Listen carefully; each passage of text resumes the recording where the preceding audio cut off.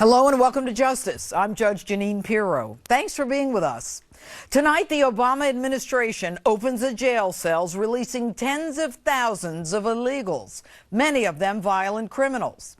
The latest from the IRS email bombshell, and you won't believe what Susan Rice has said about Benghazi. But first, my open. Imagine your son or daughter. You raise them, you love them and protect them, and they volunteer to fight for us. And yet when they come home, they are left to die by the very country to which they gave so much.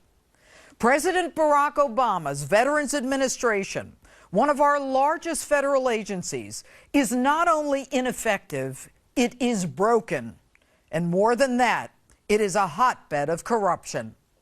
And so goes yet another Obama administration scandal. Not a potential scandal, a full-blown scandal. They are shunted aside, placed on bogus lists, veterans left to die while waiting to see a doctor in VA hospitals, while the hospital officials pocket bonuses alleging that they reduced the patient wait times. Fact, the VA budget, $153.8 billion, has increased disproportionately above and beyond the increase in the number of veterans. Fact, every day, 22 veterans, men and women, kill themselves, many of them seeking VA help, which never comes.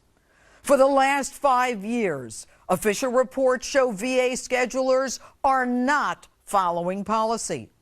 Electronic wait lists purposely omit the names of those who died. Fact, the names of at least 17 and up to 40 veterans who died were put on a fake list in Phoenix. Fact, whistleblowers nationwide confirm that the VA deaths connected to a refusal to even schedule an appointment have occurred. And this week, VA Secretary General Eric Shinseki had the unmitigated gall to tell senators he was advised to not provide information that would compromise yet another inquiry. Really? How many inquiries do we need, General, before you provide information or even do something? So forget oversight. Why not just take the fifth, like that learned Lois Lerner? And in case you didn't catch this one, any adverse incident like this makes me mad as hell. Really looks mad, doesn't he? An adverse incident? You call veterans facing certain death refuse medical care by VA personnel who then create false records so that they can pocket a bonus, an adverse incident? It's not an adverse incident, General.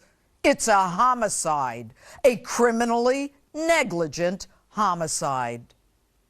And oh, that political preparation. And what I've committed to is whatever comes out of this, whatever is substantiated, actions will be taken. We will take actions. I don't believe you. You've known for years. You don't take actions. The IG reports that you sign off on Government Accountability Office reports. The veterans told you, the press told you, everyone told you what was going on. So who's been fired? Who's been demoted? After more than 50 Inspector General reports. Why haven't you asked the hard questions? Why are you still even there? Or might this be another page from the Obama circle the wagons, delay, deny, and lie playbook? And General, you show no emotion. You don't apologize. You don't share the anguish and the anxiety of veterans and their families, veterans who were literally on a death watch because your staffers hid their names. Your staffers closed out 1.5 million cases after 90 days without any resolution or explanation. And General, you call yourself a war hero? War heroes don't leave men to die. And I don't care if you're the most decorated man in military history. You are leaving men and women to die. General Douglas MacArthur stated, "Old soldiers never die. They just fade away." Shinseki, it's time for you to fade away. And you're not the only one. Our revered chief law enforcement officer, in over his head, Attorney General Eric Holder, of course, has no plans, and that's a quote, to investigate the secret waiting lists and the veterans' deaths at the VA hospitals. No surprise there. So how about we bring in James Comey and the FBI? This is criminal. Reports are some hospitals are shredding documents. The evidence needs to be preserved. Witnesses need to be spoken to. Time is of the essence. They allege reduced wait time to pocket bonuses. They're gaming the system. They're cooking the books. There is an ongoing scheme to defraud the American people, while those to whom we owe a solemn obligation are left waiting to die. This is gross mismanagement. This is an organized criminal enterprise consisting of fraud, the creation of false records, conspiracy, larceny, obstruction, and yes, criminally negligent homicide. And am I the only one who's had it up to here with the politicking? Listen to one Democratic senator from the hearings this week. Is it possible that in some cases unrealistic expectations have created a situation where some staff is in fact cooking the books? Wow, he should be a defense attorney. He's giving them an excuse to cook the books. Mr. President, your Secretary Shinseki actually said this before the Senate. If any allegations are true, they're completely unacceptable. Unacceptable? Huh? Where have I heard that one before? As I said last night, it is just simply unacceptable. The suffering and bloodshed is outrageous, and it is unacceptable. It's simply unacceptable. It's simply unacceptable. Well, obviously, these reports, if they're true, are unacceptable. I have an idea. You're all unacceptable. And for a little window dressing, Mr. President, for years you send out First Lady Michelle and Dr. Jill Biden, quote, ambassadors to the military families. Quote, they made it their priority to support military families. They were listening to their concerns. Really? Maybe they should stop listening and start acting.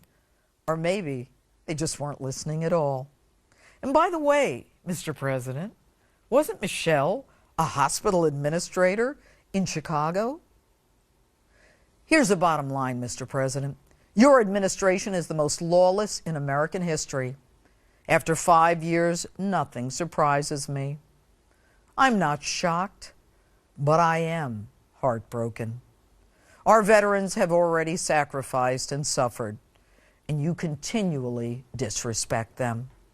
I take it personally because my dad and granddad were veterans. You leave men in Benghazi to die. You force the Veterans Memorial to close. You reduce veterans' benefits. And you actually refuse burial expenses during this sequester. You don't even want to bury the soldiers who died for us. And thank God for people like the Fishers and the Fisher House Foundation.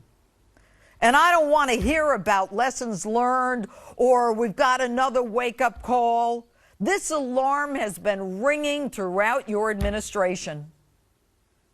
They answered your call. It's time, Mr. President, that you answered theirs.